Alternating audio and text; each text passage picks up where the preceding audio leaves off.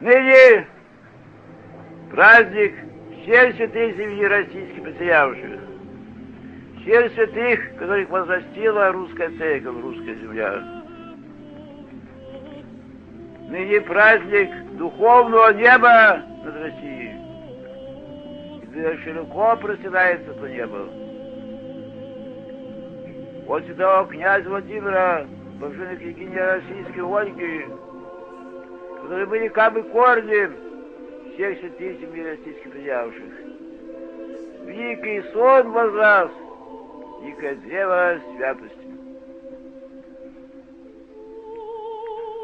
Правда, еще и до великого князя Владимира были святые прежде присягавшие там, где ныне земля русская.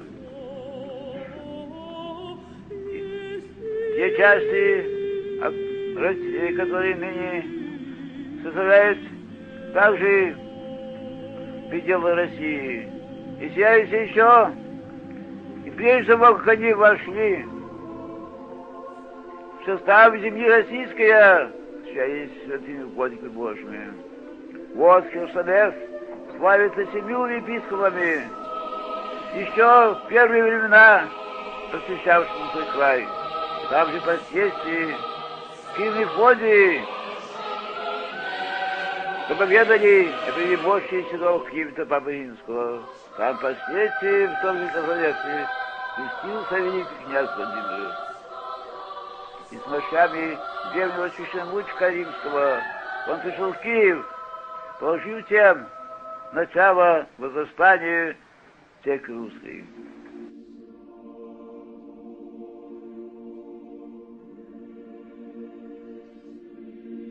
God makes saints.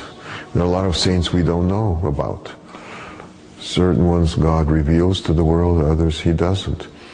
And when the Church proclaims someone a saint, is that what the Church is saying is that this person has special grace from God, where he can, intercede for us. But most importantly is that this person can serve as an example for us.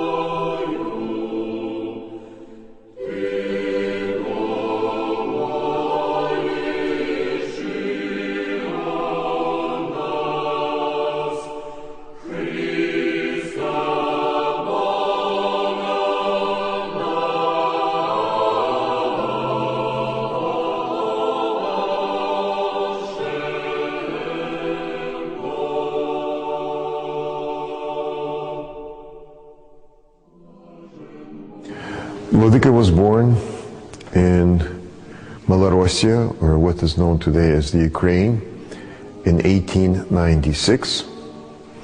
He came from a very prominent family, landed gentry, and his ancestors came from Serbia. They left Serbia during the Turkish yoke. The last name of the family was Maximovich, and one of the members of the family was a bishop in the Russian Church, Saint John Maximovich, the Metropolitan of Tobolsk and all Siberia. He was canonized in 1916.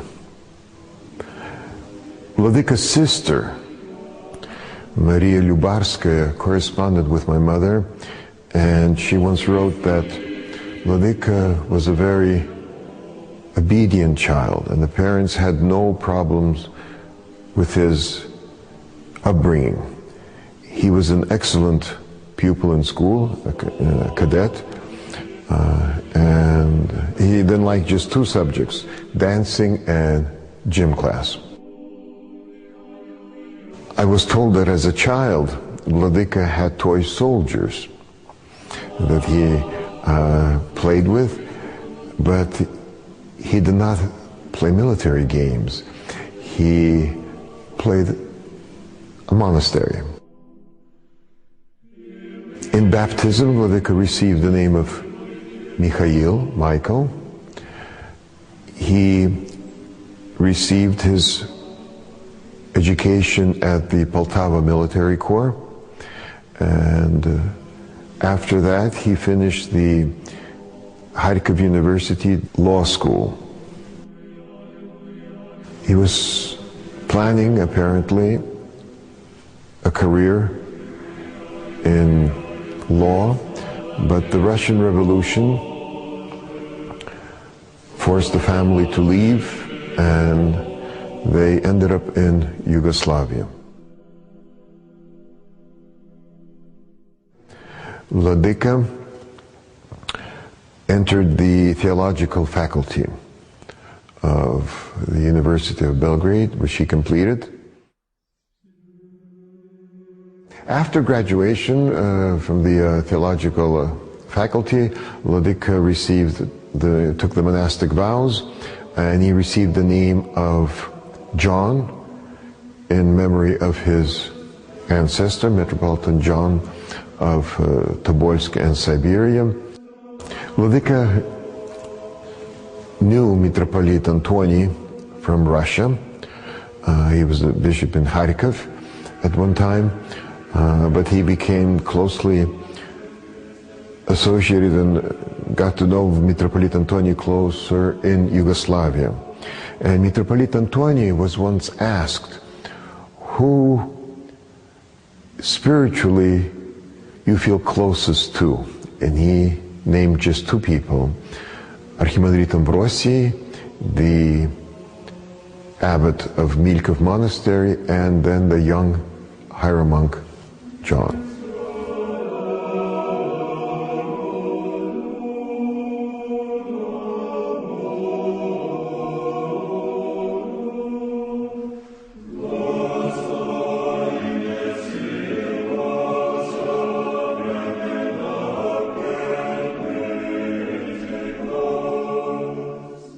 After Vladika was ordained hieromonk, he was sent to the Bogoslovia in Betel. Bogoslovia would be something similar to our seminary, where he taught. I visited Betel in 1978 or 79 with a group of Serbian students, and the priests there still remembered their instructor, Otec Jovan. Even in the time when St. John was in Belgrade as a young hieromonk, he was already, by people who knew him very well, recognized as being a very holy man.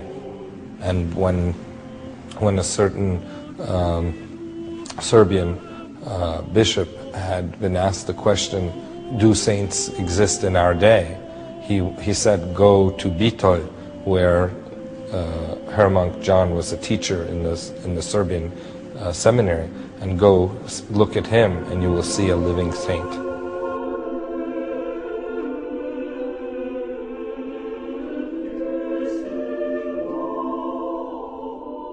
It was from Betel that Vladika was called to Belgrade and informed by Metropolitan Antony that he was elected to be Bishop of Shanghai.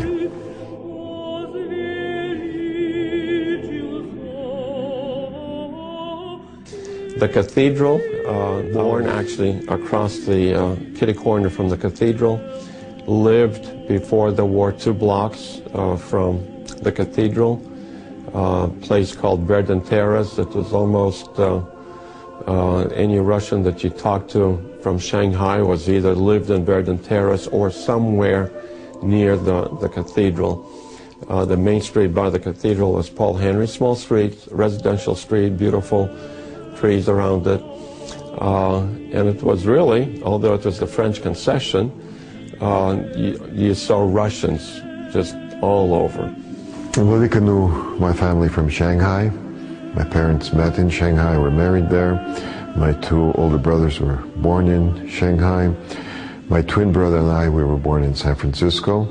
So I knew about Vladika from my childhood. When Vladika arrived in Shanghai, he noticed the many children, orphans or not, but who were homeless. Vladika loved children. He started an orphanage called Tikhonozadonsky. Altogether, almost 2,000 children had passed through the orphanage. Some for maybe just a few days or weeks, others for a few years, but on the whole, he himself told me almost 2,000 children. When we were young, we used to think we saw a night ghost, as we saw a shadow moving in the dark. Only find out later that was Archbishop John checking on us. He wanted to check how every child was. He visited our rooms and blessed all of us with his hand cross. Bishop John also would inquire from our caregivers to see how everyone was. Our Saint John might have been short in stature, but to me, he did not give impression of being small. He was a swift walker. When he came into the room, he stood out, and everyone felt drawing toward him. He had a pleasant baritone voice with attentive, bright, kind look in his eyes. He had smiles for children and adults. He did not eat much, I remember, but his hands, I often wondered that they were not bony like you would have expected. His hands were nice and soft as we kissed him. The important one thing he installed in all his children was to learn early by heart, morning and evening and few other prayers, and still we are well into our old age, say our holy prayers to our heart, flowing easily with his blessing. One day, it was Chinese New Year. It was snowing outside. I was fortunate. I was living in Archbishop Dome, and I was going upstairs. I lived on 3rd floor. On the 2nd floor, Vladika Young opened the door. He says, "What will you be doing?" I said, "Nothing." He says, "You want to go with me to the Red Cross?" Because one of the boy from orphanage was found in the street and the Red Cross hospital. So Vladika and I, we went there, snowing, to the Red Cross, walking to его причастить, because he was sick. Give him communion. Give him the communion, yes. Первый раз я встретил Владыки Яна, это было в Шанхае в 1934 году. У меня даже есть карточку, я хочу вам показать. Вот где я. Мне было 2 года. Вот так наклоните чуть-чуть. 2 года мне. Это мой отец. Конечно, это святой Ян.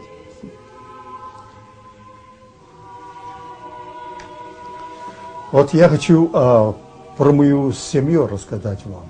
Как мы приняли православие в Шанхае, в Китае. Моя прабабушка Ирина приняла православие. Также и мой дедушка Серафим, и мой отец Иона. И, конечно, мы все приняли православие. Папа был военный человек. И он боролся с японцами, когда во время оккупации, и боролся с коммунистами. Японцы пришли в 1937 году в Шанхай. А когда его арестовали, положили в тюрьму, тогда Владыка Иоанн меня принял в приют. В котором году это было? Это было в 1943-1944 году. Когда война закончилась, в 1945-м я приехал обратно домой. А когда уже китайские коммунисты пришли, надо Отец мой снова положил приют. At that time, everybody was scrambling to get out. We were lucky enough to go to Japan. My grandfather lived in Japan. He's a priest, was a priest. The others with Bishop John, like about 5,000 went. Bishop John, had all the negotiations to allow that to happen, and about 5,000 people went to live in Tubabao, Philippines.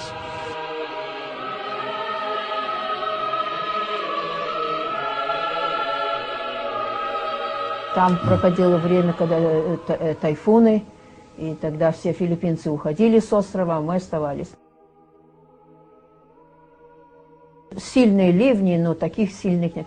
Только как мы выехали до одного православного, там все перевернуло. Трубы, которые провели, все пропало.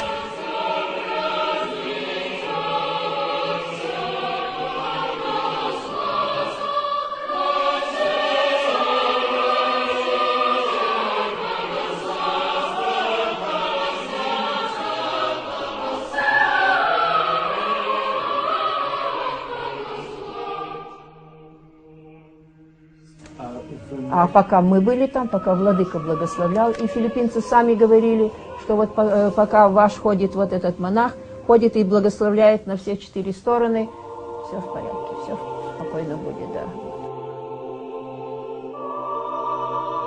He promised that everybody would leave the Philippines, and he did fulfill his promise.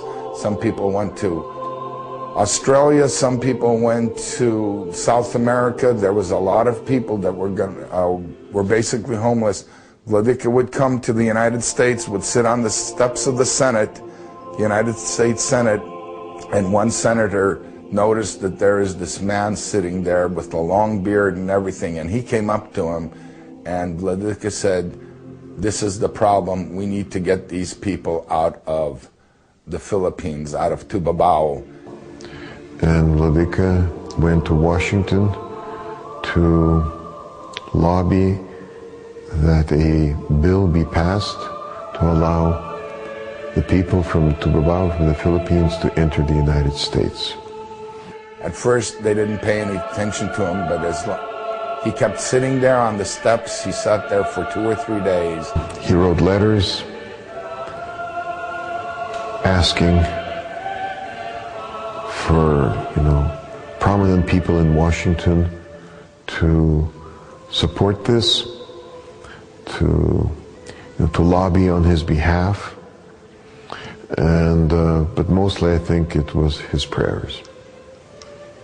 Finally, the question of bringing Russians to the United States was conquered by Vladika and his prayers, that the United States Senate opened up visas or passports or whatever it was, and there was quite a few Russians that came to the United States.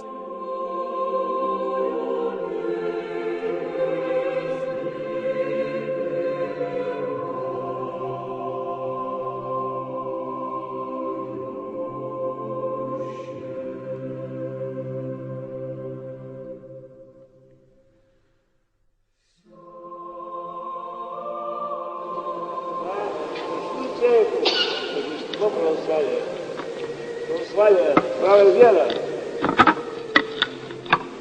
она есть на землю самим Сыном Божьим.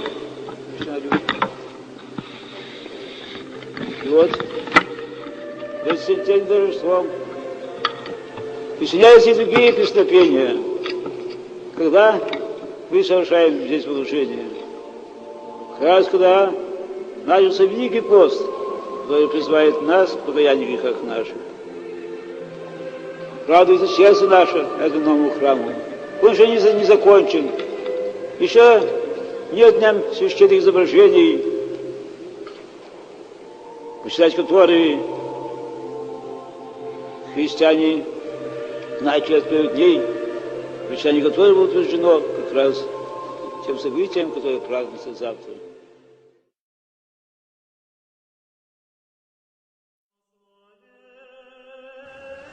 Then Vladika went to Paris after that, and he was the ruling bishop of Paris for a while Then when the turmoil in San Francisco started with the building of the new cathedral, it was decided that Vladika would be appointed to San Francisco.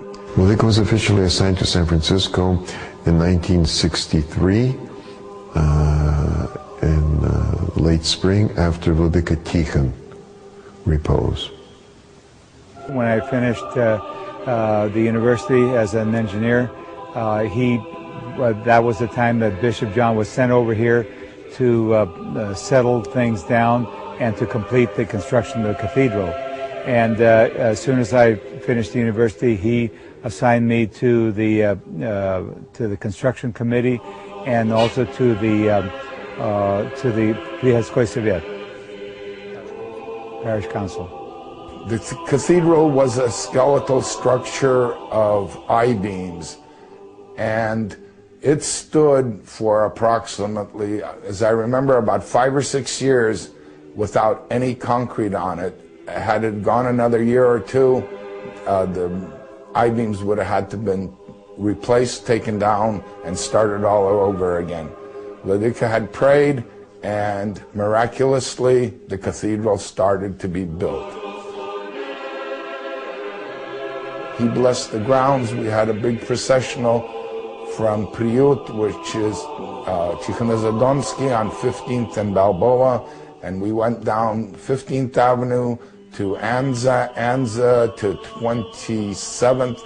26th to Gary, and there was a moleben served there, and I would say there was at least 1,500 people in the processional.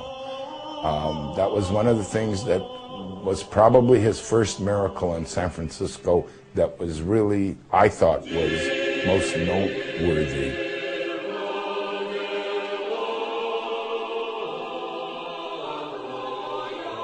Looking back at my 40-plus years of business and development, he was by far one of the best administrators that I have ever known, from the standpoint of how he could manage the various committees, how he could manage various projects, how he managed people, and of course his management style came from the love of people.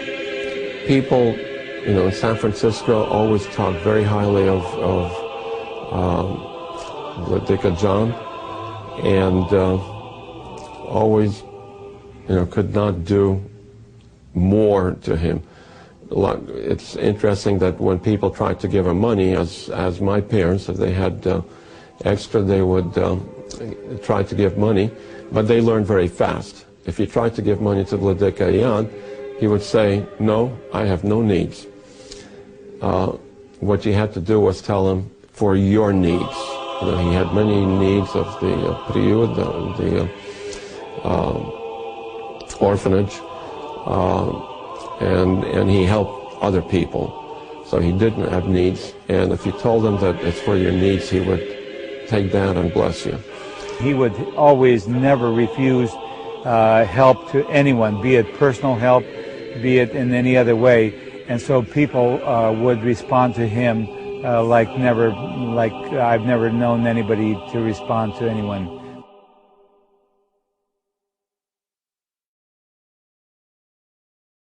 Vladika loved children very much, and he loved everyone. But children, I think, especially because the purity of their heart, not spoiled yet by life.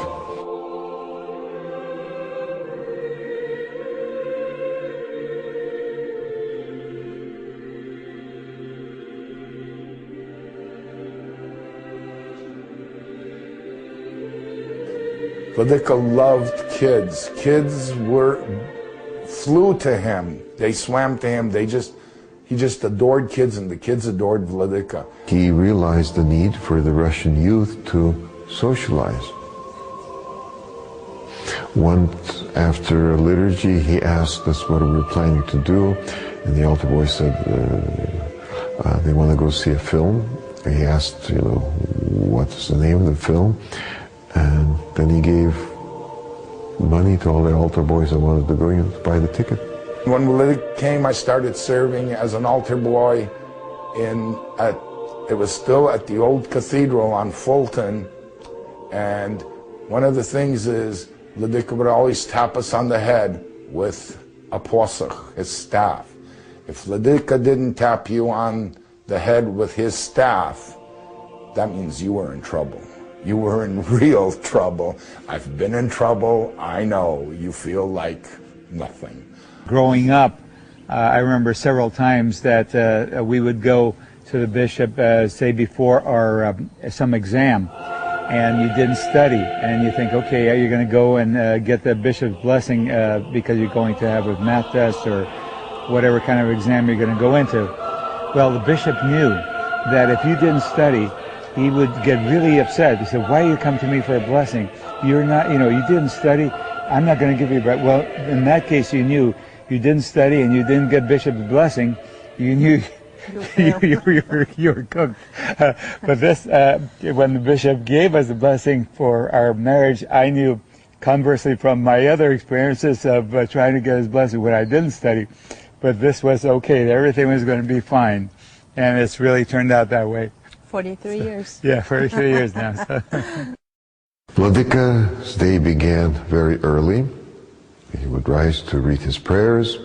He served liturgy every single day, either at his residence, the orphanage of St. Tikhon, or in the cathedral in San Francisco.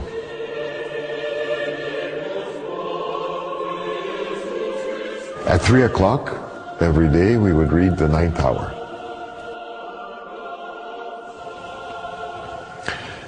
Having come home, he would tend to his duties. He received many, many letters every day, and he answered them always personally.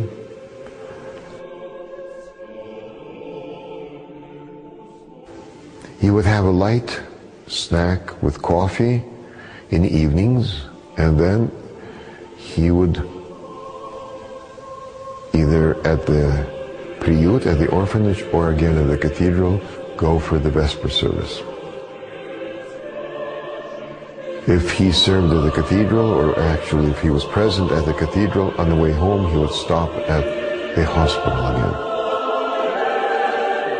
He would have supper very late, at either 11:30 or during summer months, during daylight of time at 12:30, and then he would retire after that.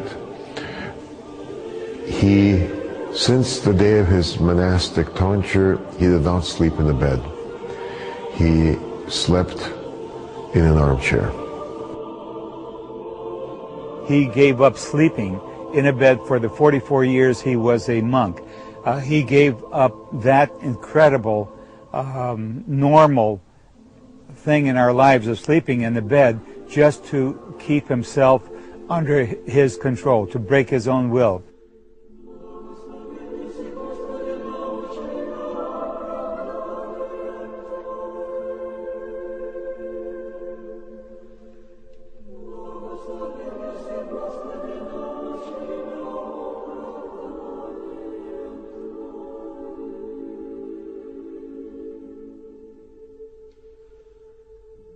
Vladika was very humble in his personal life, but in church, he was a prince of the church. He was very cautious that the episcopal dignity be properly represented. Vladika was very strict with clergy, demanding that it was regardless whether it was monastic or white clergy, that they diligently performed their duties.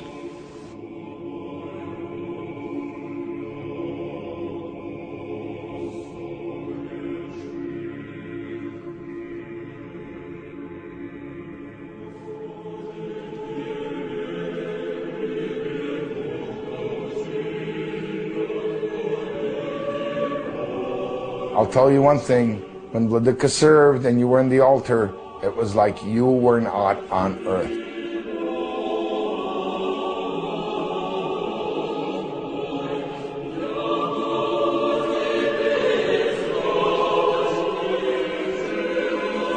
Vladika lived in another world. He lived in the world of prayer, contemplation, constant communion with God.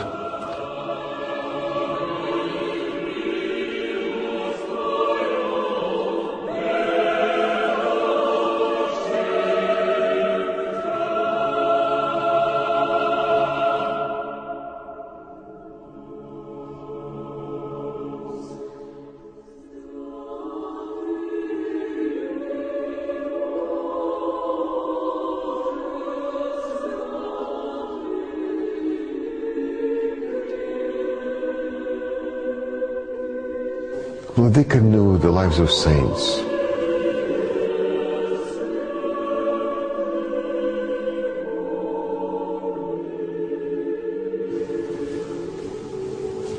To me it seemed like he knew all of them. I don't know if he knew, but anyway.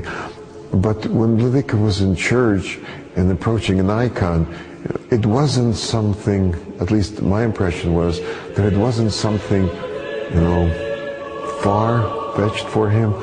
It was as if we would approach, maybe, or look at a family album. All the saints were someone he knew.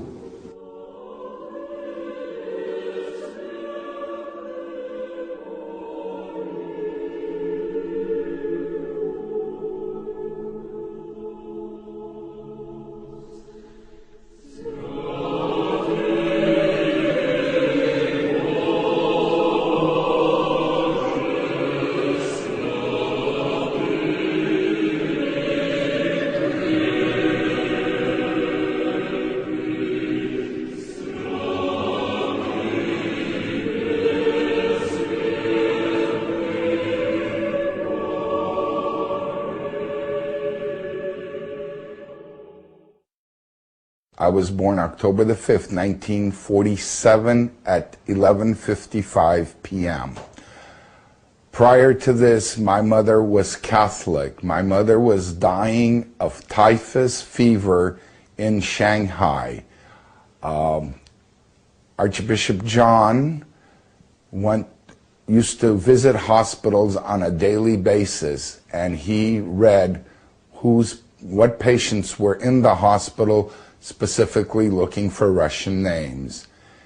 My mother was literally on her deathbed, and Archbishop John came to a Catholic person, not Orthodox, and prayed with my mother, and the next morning my mother got up and walked out of the hospital on their own. The doctors and nurses had said my mother was going to die tomorrow morning. My wife got sick about a little bit over 3 years ago with colon cancer. And in fact, we were supposed to go on a trip to Shanghai. We canceled that immediately. And first thing we did was serve a Moleben in front of Bishop John's relics. And 3 days later, she had the operation. The operation was successful. And it's been 3 years, going on the 4th now, and everything is fine. В сентябре 1993 года мой сын Всеволод заболел, что-то было необычное, мы обратились к доктору, доктор послал на особые исследования, и оказалось, что у него нефрит. I think it was, I forgot in which convent, one of the doctor, they was operating on the abbess or the priest over there. And then when they finished the operation, the chief surgeon told the abbess, he says, hey, you should keep your monks out of the operation room. Abbess, nobody's in there. Oh yes, that one. Point out the little young's picture. That one, he was inside the operation room. You know, people ask if miracles do occur, they do. Сыну было меньше 2 лет, И эта болезнь вообще, когда бывает, появляется где-то в возрасте 4 лет. Это было необычно и довольно сильно высказывалось. Ему начали давать довольно сильные лекарства, и лекарства никак не помогали. В это время моя супруга услыхала, что как будто собираются открывать мощи святителя Иоанна. Но это только шли слухи. Мы получили эти слухи с западного побережья, но мы здесь ничего не слыхали. Матушка меня попросила: позвони владыке Антонию и спроси, что происходит. Я позвонил владыке Антонию. Владыка Антоний говорит: ничего такого мы не слыхали, ничего такого здесь нет, не происходит. I was just talking to her and she noticed something, a bump. It didn't look right. And of course I went to the mirror and looked, and it was quite large and scared me, of course. And I called Tsitsiegi on the phone and told him that something's wrong, which is my husband. And told him that I need to get this looked at right away. Monday I went. First thing I did, of course, was put Vladikayan oil on it. Я помню, это было воскресенье, уже в октябре. Лекарства все еще не помогают, дают сыну, вот еще нету 2 лет сыну, а дают ему дозы этого сильного лекарства, которые уже взрослым людям должны помочь, а ему никак не помогают. И я помню, было воскресенье, я звоню владыке, и владыка говорит: нет, ничего не будет. Ну, я так и передал матушке, и вот идет следующий день, понедельник, я хорошо помню сейчас, это был понедельник, так после обеда звонит владыка. Матушка моя была на работе, я был дома с 2 детьми, и звонит мне владыка и говорит: привози ребенка. Я тогда был в Монтерее, это 2 часа на юг от Сан-Франциско. Приезжаю я к вечеру в Сан-Франциско, и владыка мне сказал: отправляйся к отцу диакону, к отцу Алексею, и жди. Уже поздно ночью, где-то, может быть, около часу ночи, ко мне приходит отец Алексей и говорит: бери ребенка и пошли. И я взял ребенка и пошел.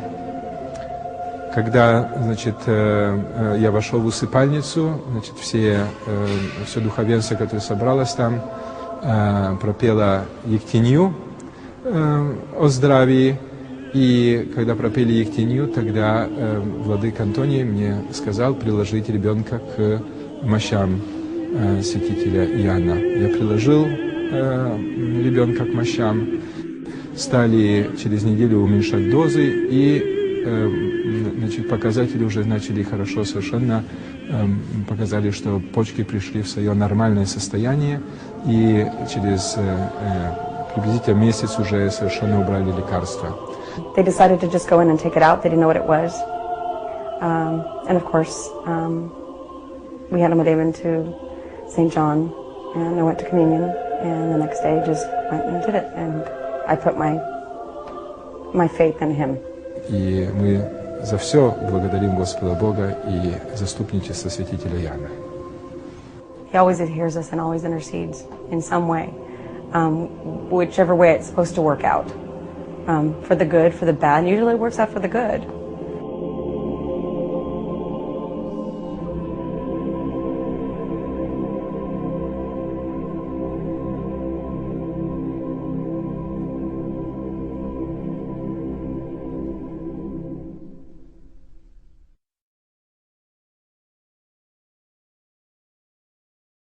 Vladika died July 2nd of 1966 in Seattle. He had left a few days earlier by car with Vladika Niktari, and I was supposed to go with him, but at the last minute I changed my mind because I decided I wanted to visit my brother, and to this day I regret that decision. On the way to Seattle, Vladika served liturgy in the homes where he stayed overnight, and he arrived in Seattle he served liturgy that Saturday morning, and Отец Andrei Nakoniechny went with the icon to visit some of the Kursk icon to visit some of the parishioners, and Vladika had lunch with the widow of the former priest there, and was going to go to the cemetery. And two of the parishioners whom he had known earlier were waiting for him downstairs. He went upstairs to get his things, and they heard a fall.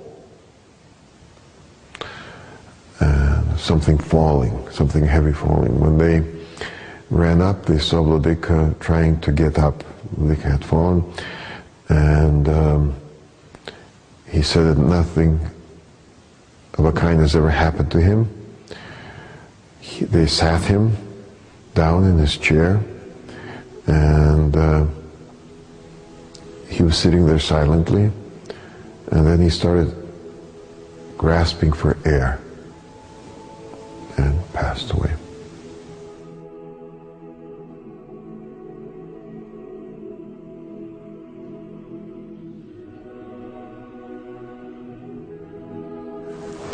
That day, my brother and I flew from San Francisco to Seattle with Vladika's Easter vestments. Vladika Nektari and I, we prepared Vladika, just the two of us,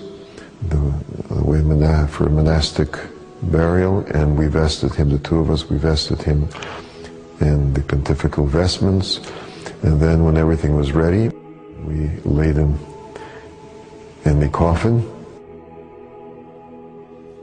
And in the early afternoon, we flew from Seattle to San Francisco with Vladika's remains.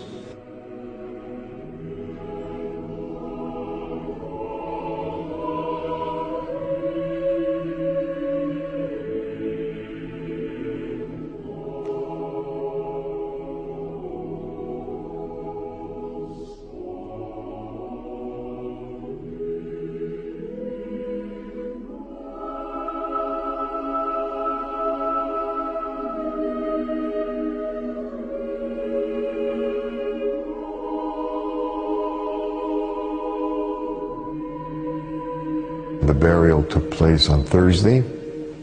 Vladika laid in state at the cathedral all those days. San Francisco does not get hot during the summer months, but the cathedral was full every day, so it was warm, and Vladika's remains did not show any signs of decay.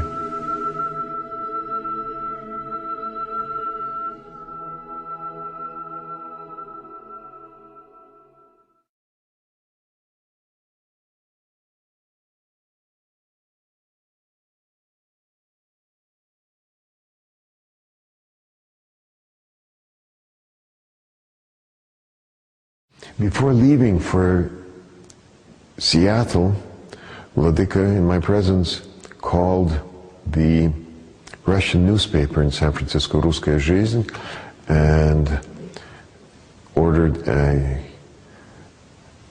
announcement in the paper that on June 24th, July 7th, is the feast of St. John the Baptist, the Nativity of St. John, and there would be a very festive service at the cathedral. That announcement was never printed because Vladika died, and all the announcements were about, the schedule of the services and his funeral. But I remember calling the office of the newspaper and saying that there will be a festive service on the Nativity of St. John.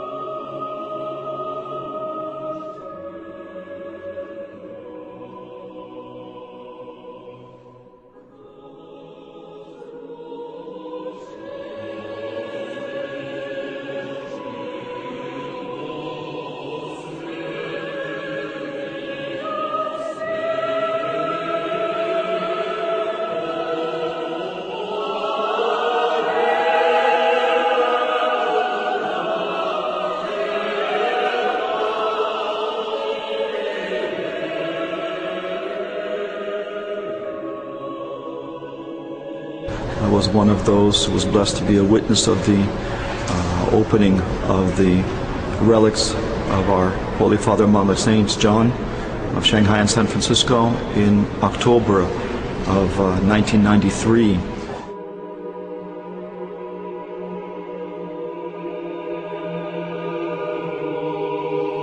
When the sarcophagus was open for examination before the glorification of St. John, it took place in two parts. The first part was to examine that there were holy relics for veneration, and they were put into a new wooden casket, and the second time they were open, and then the holy relics were revested into the vestments that they're in now. Before the archpastors arrived, the priests began to read the gospel over the relics of the saint, and when they did arrive, we served a full panihida, after which His Grace Archbishop Anthony blessed, at that time, Father Peter Lukianov, who is now, of course, His Grace Bishop Peter of Cleveland, to open the casket. The original metal coffin had rusted through in some parts. We couldn't open the lid. We had to pry it open. It was Father George Kurtov and myself who had actually discovered a way to kind of snap one of the hinges, which had also rusted through, and actually begin to open up the lid of the casket, at which point we notified the Archbishop of this, and he stopped everyone from what they were doing and had us all stand piously and wait that moment, and with his blessings we opened up the casket and discovered the incorrupt relics of the saint.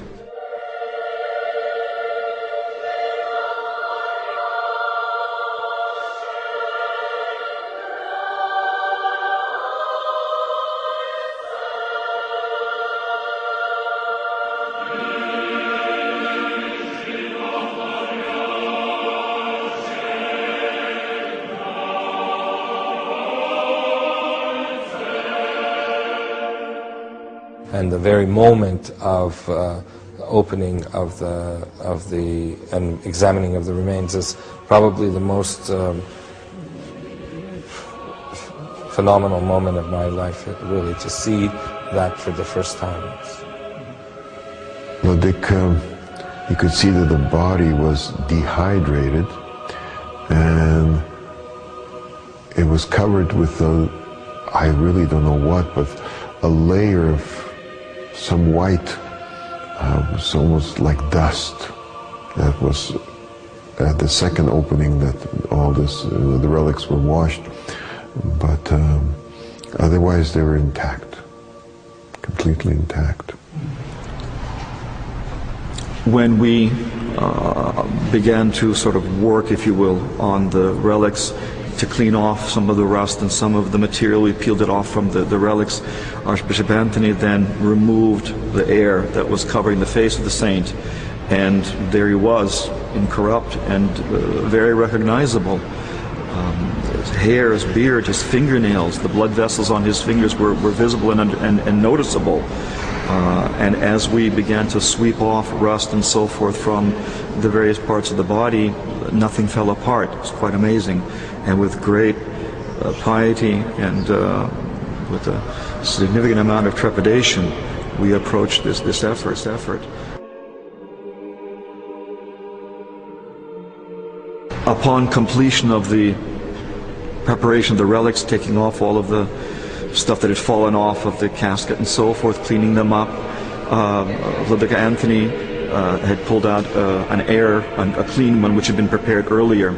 We removed the relics from the casket and put it into a temporary casket which Father George Kurtov had prepared beforehand, and we closed the casket, and Vladika Anthony sealed it, and we put it back into the sepulcher and closed it back up.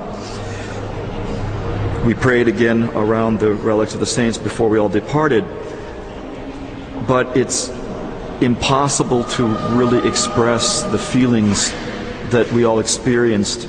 After we left the sepulcher that evening, none of us who were there could calm down, if you will. It was a feeling of such piety, of such blessedness, of such grace. What we had witnessed that evening is beyond description.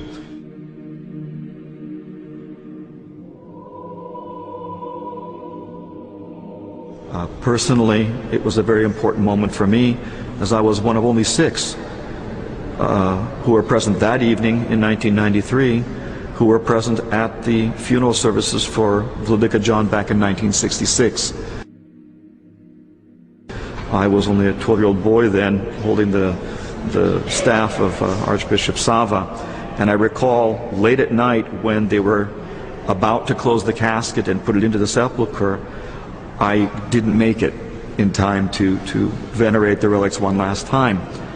And I stood there by the closed casket and I whispered a small prayer that God would grant to me to live to see the day where we would reopen this casket and that I might be there.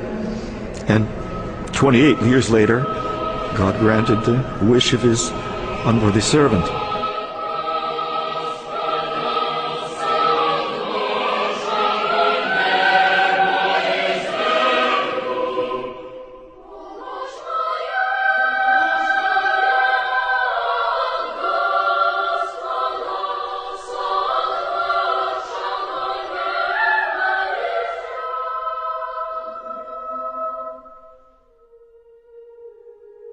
Also, we orphans would remember how some older people in church would call our Archbishop John, Bishop St. John. And we children wondered why they call him Saint.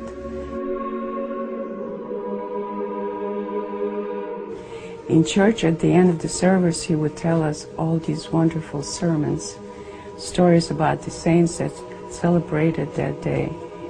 How we loved to hear him, as he could do it so vividly, all about each of them. He knew the year they lived, martyred, fell asleep. It all sounded like it happened yesterday. It's a spiritual journey that a person goes on and continues through his life probably from the earliest conscious acceptance of life according to God's commandments, and really striving to fulfill those commandments, the commandment of love of God and love of fellow man.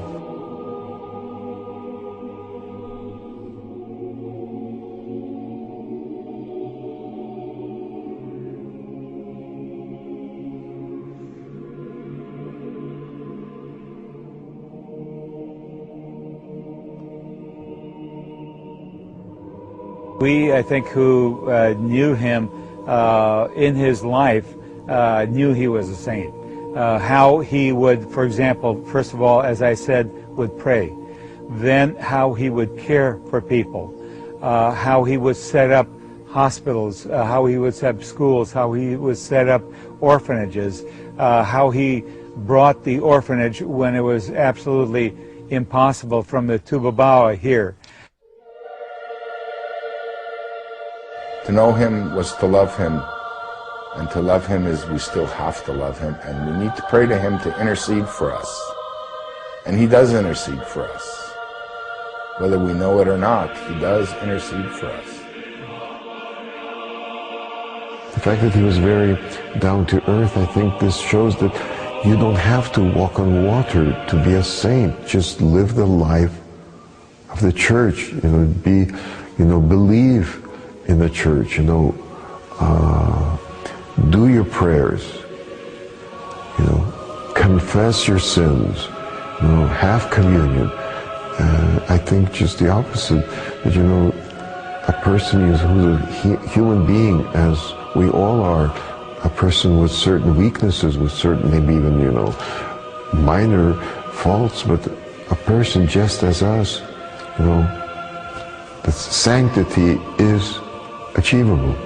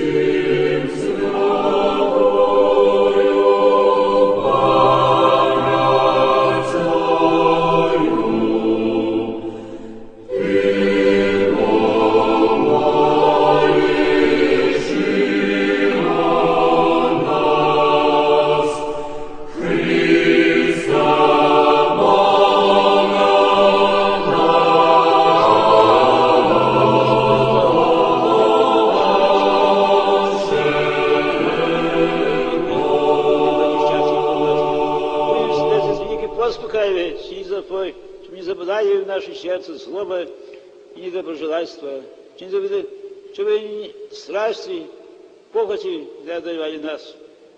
Извиняйтесь из всякой злые мысли из нашего сердца. И взывайте Твою песню, которая поется в конце Великого Поста. Через плохо то вижу спать мой украшен зло, я держи во мне. Но все день в это свидолавчий, помилуй меня.